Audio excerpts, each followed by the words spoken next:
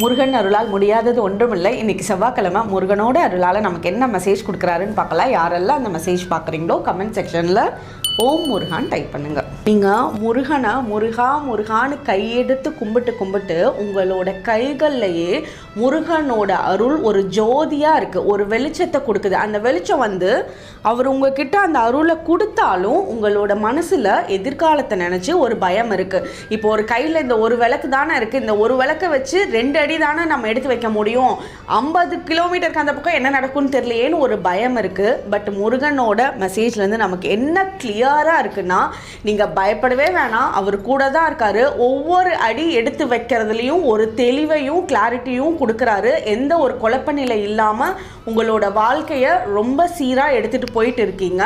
நீங்கள் தனியாக இல்லை, கண்டிப்பாக கூட இருக்காரு. கையில் இருக்க விளக்கு ஒரு வழிகாட்டியாக இருக்கும். அதனால நீங்கள் 5 வருஷத்துக்கு அப்புறம் என்ன நினைக்கும்